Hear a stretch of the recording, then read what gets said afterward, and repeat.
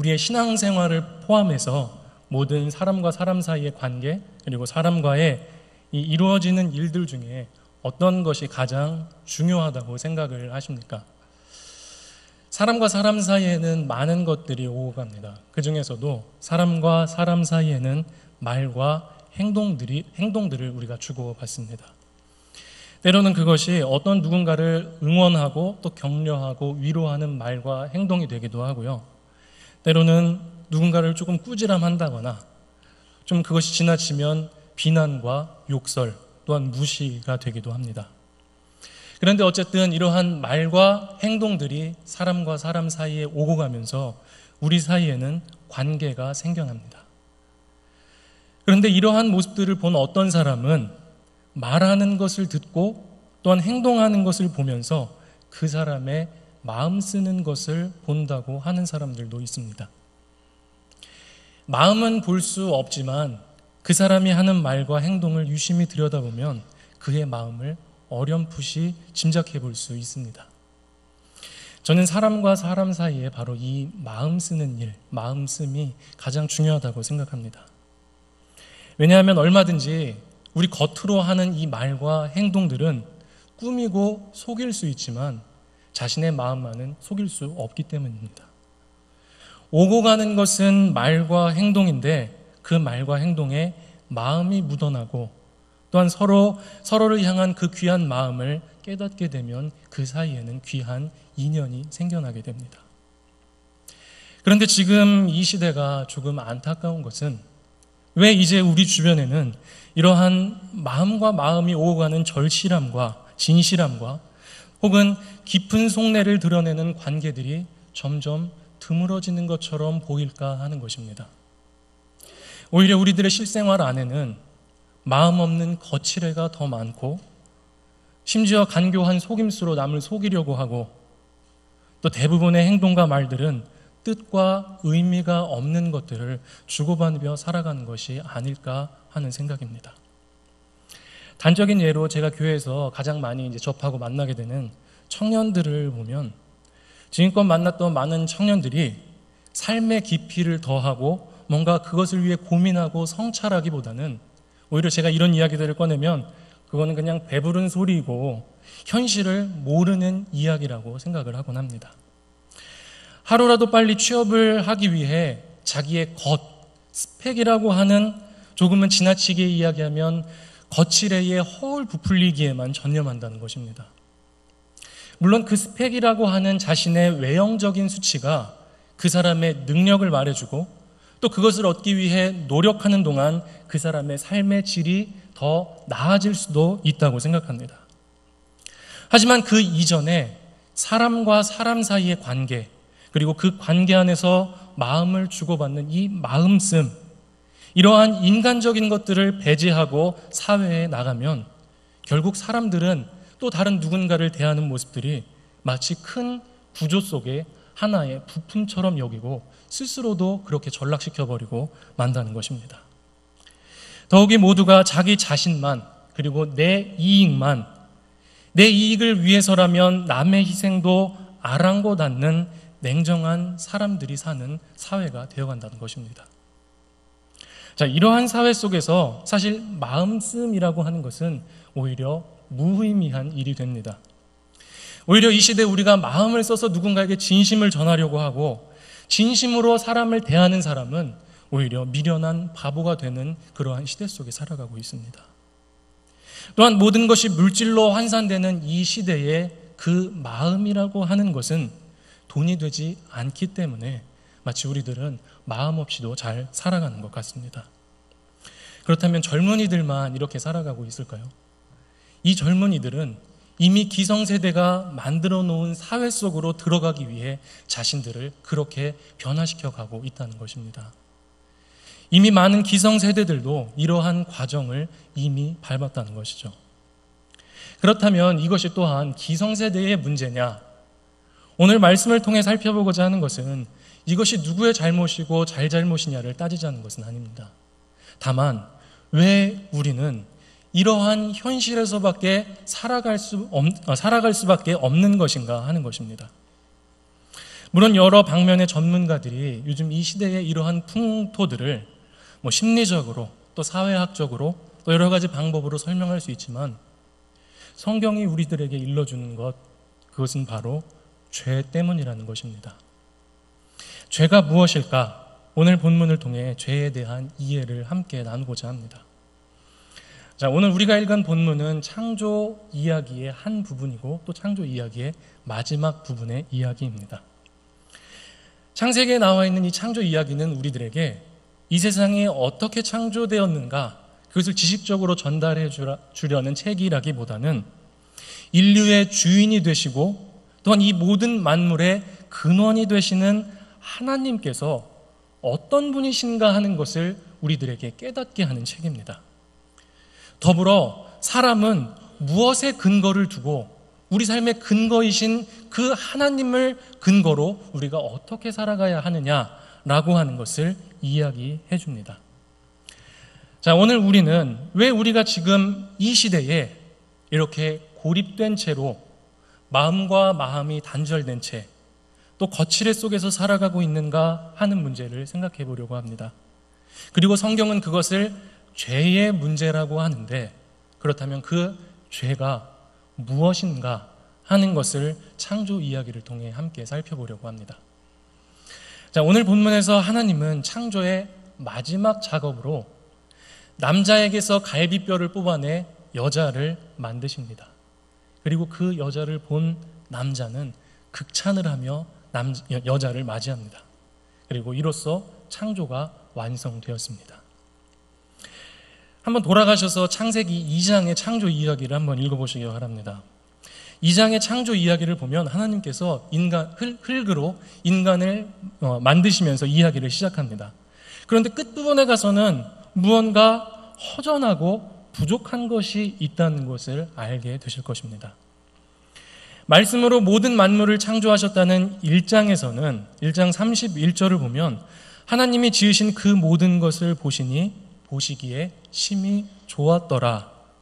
하나님이 보시기에 좋았다라고 기록하는 반면에 오늘 우리가 읽은 2장, 우리가 읽진 않았지만 18절을 보면 여호와 하나님이 이르시되 좋지 아니하니 라고 기록합니다.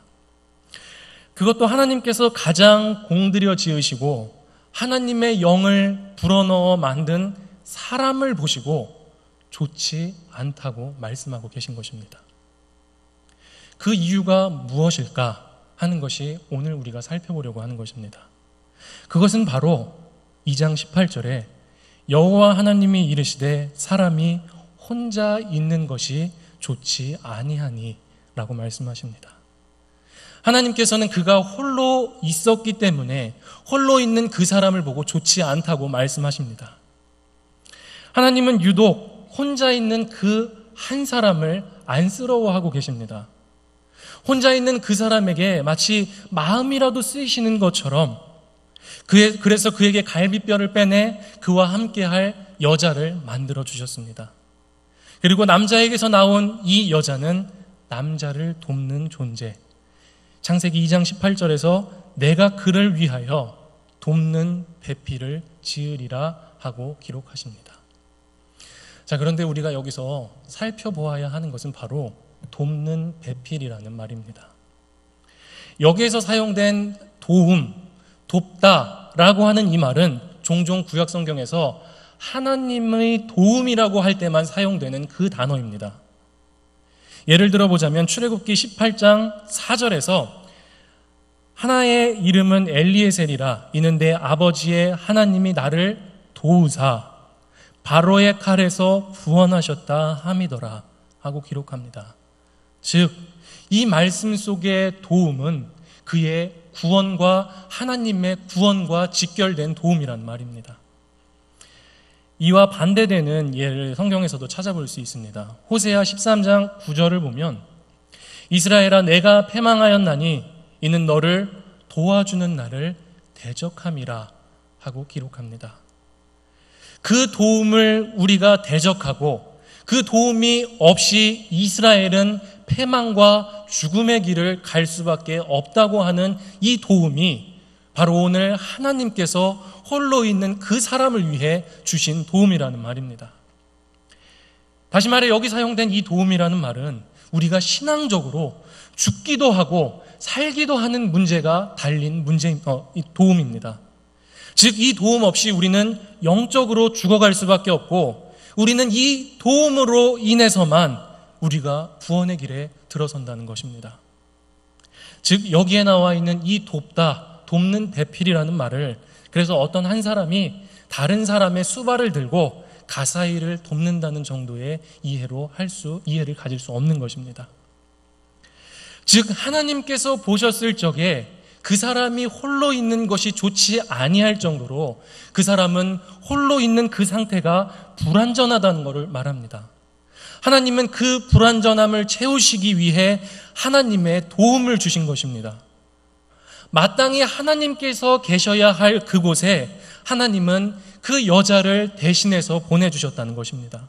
그래서 그를 돕는 배필이라고 말합니다. 다시 말해 이 두 사람은 서로가 서로에게 하나님께서 하셔야 할 일을 서로에게 하는 사람입니다. 서로를 보완하고 서로를 돕는 일을 하는 존재입니다. 또한 하나님께서 하시듯 서로를 위해 서로를 도우며 의지해 나가며 살아가야 할 존재가 바로 이 말씀 속에 나와 있는 이 두 사람입니다. 그래서 이 둘은 서로를 바라볼 적에 마치 하나님을 발견하게 되고 하나님을 바라보듯 하나님께 하듯 그들의 마음과 진심으로 상대를 대해야만 합니다. 이것은 비단 한 가정을 이루는 부부의 관계만을 이루는 것이 아니라 우리가 신앙인으로 살아가는 동안 우리가 다른 사람을 대하는, 타인을 대하는 마음의 태도, 또 우리가 어떻게 살아갈 적에 하나님께서 원하시는 삶을 살아가는가, 그 존재의 근거를 이야기하고 있는 것이 바로 오늘 창조 이야기입니다. 즉 창세기는 시간상으로 어떤 처음, 어떤 태초의 이야기를 하는 것뿐만이 아니라 우리의 삶의 근거가 무엇인지를 이야기합니다. 그리고 우리의 삶의 근거가 되시는 그 하나님께서는 우리들에게 무엇을 원하고 계신가, 그 어떤 존재의 근거를 이야기하고 있는 것이 바로 이 창세기의 창조 이야기입니다. 우리가 하나님의 형상대로 창조되었다는 말도 지금껏 나누었던 이러한 의미를 갖고 있습니다. 그렇기 때문에 우리가 어떤 다른 한 사람을 대할 적에 그 사람을 함부로 대할 수 없습니다. 그리고 함부로 할 수 없는 것을 넘어서 하나님께 하듯 사랑해야 하는 이유도 바로 이 말씀 가운데 있습니다. 즉 이 말씀을 행하는 사람만이 하나님께 하듯 우리의 마음을 다하고 그 사람을 사랑하는 사람만이 하나님을 사랑하고 하나님의 형상을 회복하는 사람이기 때문입니다. 그런데 문제가 이야기는 여기에서 끝이 나지 않습니다. 이렇게 아름다운 이야기로 끝을 맺지 못하고 뱀의 유혹을 이기지 못해 왜곡된 속임수에 넘어갑니다. 사람들은 모두 유혹하는 뱀이 나쁘다고 말하지만 사실 그 말이 나에게 와서 유혹이 될 만한 마음이 이미 내 안에 있었다는 것입니다. 그것이 이미 그들 속에 타락이 시작되고 있었다는 것입니다. 그래서 그들은 하나님께서 금지하신 열매에 손을 댔고 죄를 짓고 말았습니다. 그리고 그 죄의 결과로 하나님께서 지으신 동산 안의 모든 질서가 깨지고 또한 온전하던 관계들이 무너져 내리기 시작합니다.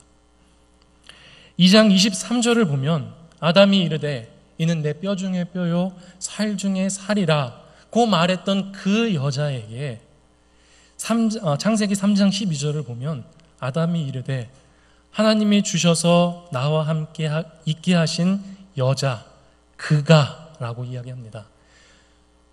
뼈도 나의 뼈, 살도 나의 살이라고 했던 그 여자에게 이제는 그 여자라고 하며 나와 관계를 분리시켜 놓는 것입니다. 언젠가 한 목사님께서 들려주셨던 비유인데요. 여러분은 이 화장실에 들어가셔서요, 목욕을 하시려고 옷을 벗으시고 거울을 보실 때 부끄러워하거나 이렇게 당황하시는 분들이 계신가요? 당연히 없겠죠. 거울 속에 비친 그 모습은 남이 아니라 자기 자신이기 때문입니다. 처음 하나님께서 창조하신 이 세상의 이 두 사람은 마치 자기 자신을 바라보는 것처럼 상대를 바라보았고, 너의 마음이 마치 나의 마음인 것처럼 느끼고 있었기 때문에 이 둘 사이에는 두 마음이 아닌 한 마음, 그렇기 때문에 이 두 사람 사이에는 부끄러움이 없었을 것입니다. 이것이 하나님께서 창조하신 창조의 질서입니다. 너를 보는데 마치 나를 보는 것 같고, 내가 느끼는 것을 나도 느끼고 너의 아픔을 나도 느끼는 것, 너의 일이 남의 일이 아니고 너의 일이 나의 일처럼 느껴지는 이 온전한 관계가 하나님께서 지으신 그 동산 안의 관계였습니다. 그런데 죄의 결과 사람과 사람 사이에는 단절이 생겼습니다. 부끄러움이라고 하는 넘지 못할 벽이 생겼고, 또한 하나님과 사람 사이에는 두려움이라고 하는 끝이 보이지 않는 절벽이 생겼습니다. 온전하게 연결되어 있던 관계가 끊어지고, 사람과 사람 사이에, 사람과 하나님 사이에는 더 이상 이어질 수 없을 것 같은 단절이 생긴 것입니다. 이것이 바로 성경이 말하는 죄와 죄의 결과입니다. 자, 우리가 이 세상을 살아가며 이렇게 모두가 고립된 채, 모두가 각각 나 하나만, 자기 자신만을 바라보며 사는 것, 그리고 자신의 관심과 자신의 이익이 아니라면 눈도 돌리지 않는 것은, 이것은 모두가 성경이 말하고 있는 죄 안에 살고 있다고 하는 것의 증거입니다. 이 시대가 우리 모두가 함께 사는 것보다는 내가 어떻게 잘 살까 하는 것을 고민하게 하고, 마음을 나누는 일보다는 마음을 닫은 채로 살아가는 것이 더 편하다고 느끼게 하는 것, 그리고 이것이 아무렇지도 않고 그저 이렇게 살아도 내 기쁨과 내 만족을 느끼면서 사는 것, 이것은 이미 우리의 본성이 하나님보다는 죄에 가깝다는 것을 이야기해 주는 것입니다. 사람이 홀로 있는 것, 고립되어 있는 것, 자신만을 생각하는 것은 하나님께서 원치 않으시는 일입니다. 그래서 하나님도 사람이 혼자 있는 것을 좋지 않게 여기시고, 그가 혼자 있지 않게 하려고 애를 쓰시며 창조를 하십니다. 사람이 혼자 있는 것, 마음을 닫고 살아가는 것, 이것은 이제 하나님 보시기에 좋지 않은 죄가 되었습니다. 하나님께서 창조하신 온전한 세계 안에서 두 사람은 너의 마음이 나의 마음과 같은 한 마음이었는데, 이제 죄를 통해 각각 나누어진 마음, 이해할 수 없는 두 마음이 되었습니다. 에덴 동산 안에서 처음에 두 사람은 내가 아프면 나도 아프고, 내가 즐거우면 나도 즐거운 그런 한 마음이었는데, 그래서 성경은 이것을 뼈도 나의 뼈, 살도 나의 살이라고 말했는데, 이제 우리들은 지금 너의 아픔과 너의 고통쯤은 나와 상관없는 일이라면 우리는 눈살 하나도 찌푸리지 않습니다.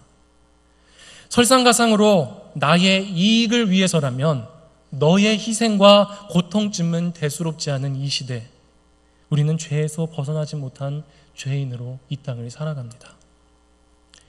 어린아이와 같지 아니하면 천국에 들어갈 수 없다는 예수님의 말처럼, 아직은 이 세상보다 하나님께 더 가까운 어린아이들은 그것이 내 일이 아니어도 누군가가 내 눈앞에서 다치고 피 흘리고 아파하는 것을 보면 그것이 마치 자기의 아픔인 것처럼 함께 울고 함께 아파합니다. 그런데 중요한 것은, 이것은 가르쳐서 되는 일이 아니라는 것입니다. 이것은 앞서도 이야기했듯 우리의 마음씀, 또 우리가 말하는 영의 문제입니다. 이것을 느낄 만한, 다시 말해 상대의 아픔과 기쁨을 느낄 만한 마음의 예민함이 있는가? 상대의 입장을 감안하고 그 입장에서 생각하는 그 마음씀과 헤아림이 있는가? 저는 이것이 곧 하나님의 마음이고 거룩한 영, 성령의 역사라고 믿습니다. 이 마음씀과 이 마음의 오고감이 없이 우리가 신앙생활을 말할 수 있을까 하는 것입니다. 왜 우리가 이렇게 되었을까? 성경은 그것을 죄라고 말하지만 사실 성경이 우리들에게 그것이 죄 때문이다 말하기 이전에 누구나 사람이라면 그것을 마땅히 알아야 합니다. 이 세상이 왜 이렇게 메마른 세상이 되었는가 하는 것은 메마른 자기 자신의 마음을 보면 알 수 있습니다. 세상이 모두 왜 이렇게 마음을 닫고 거칠에만 치중하며 살아가는가 하는 것은 그것이 내가 마음 없이 거칠에만 하며 살아가는 자신의 모습을 깨달으면 알 수 있는 것입니다. 그런데 우리는 보이지 않는 마음이라고, 또한 보이지 않는 믿음이라고 우리는 너무나도 쉽게 속고 속이며 살아갑니다. 우리가 하는 겉의 행위는 신앙적이고 믿음적인 행위인데 우리의 속에는 미움과 무시와 증오가 있을 수도 있습니다. 이렇게 되면 우리는 나 자신도 속이고 남도 속이고 하나님도 속이는 죄인이 될 수밖에 없는 것입니다. 그래서 하나님은 우리에게 진심으로 사랑할 것을 당부하며 가르치십니다. 왜냐하면 사랑은 보이지 않는 우리의 마음을 드러내는 행위이기 때문입니다. 그 마음이 우러나와 밝혀지는 것이 바로 사랑이기 때문입니다. 그런데 사랑의 다른 이름은 곧 자기 희생입니다. 사랑을 하면 손해를 봅니다. 이처럼 우리는 죄의 차원에서 그것이 이득이냐 손해냐를 따져가며 사랑을 하지만 이 사랑이 하나님 차원에서는 큰 복이 된다는 것을 창세기에서부터 말씀이 끝나는 동안 우리들에게 계속해서 가르치고 있다는 것입니다. 그 희생 그리고 그 사랑만이 우리의 닫혀있는 마음의 문을 열고 하나님께 가는 길입니다. 그리고 그것만이 바로 하나님의 마음을 닮아가는 유일한 길입니다. 이처럼 우리가 얼마나 하나님의 말씀에서 멀어졌는지 또한 하나님 앞에 큰 죄인인지를 깨달아야만 우리가 참된 회개를 통해 하나님께 돌아설 수 있습니다. 그리고 이 각박하고 메마른 세상 속에서 그 귀한 사랑의 샘이 넘쳐나는 복된 인생이 될 것입니다. 저도 신갈장로교회 이곳에서 이 마음을 많이 느꼈습니다. 때로는 말 한마디라도 또 그리고 지나치시며 한번 이렇게 잡아주셨던 손이라도 그 마음을 건네주셨던 분들의 마음과 사랑을 많이 느꼈습니다. 그래서 저도 가능하면 마음으로 한 분 한 분을 대하려고 애도 썼습니다. 물론 그러나 사람의 마음이라는 것이 때로는 진심이 전해지기도 하고 또 때로는 오해가 생기기도 합니다. 하지만 부디 바라기는 아주 작은 일에도 그리고 우리가 어떤 한 사람을 만나더라도 우리가 하나님께 하듯 마음을 담아 사랑할 줄 아는 저와 여러분의 삶이 될 수 있기를 간절히 소망합니다. 함께 기도하겠습니다. 하나님께서는 사람이 홀로 있는 것을 보시고 그것이 그렇게 마음에 걸리고 안쓰러우셨는지 그가 함께할 사람을 보내주셨습니다. 하나님의 창조는 무에서 유를 창조한 것이 놀라운 일일 뿐만 아니라 이렇게 죄 많은 인간을 향해 하나님이 마음을 열고 계시다는 것이 놀랍고도 감사한 일임을 고백합니다. 우리도 하나님의 그 마음을 담기 원합니다. 우리 안에 왜곡된 하나님의 형상을 회복하기 원합니다. 그것은 우리가 마음을 다해 아주 작은 일이라도 마음을 쏟기 시작하는 그곳에서부터 다시 시작되는 일임을 알게 되었습니다. 우리가 마음을 다해 누군가를 사랑할 때, 사람을 향해 우리의 마음을 쓰고 하나님께 하듯 할 때, 희생을 각오한 사랑을 행할 때 하나님 우리와 함께하여 주시고 그곳에서 하나님의 형상을 회복하여 구원의 길로 나아가는 우리가 되게 하여 주시옵소서. 예수님의 이름으로 기도합니다. 아멘.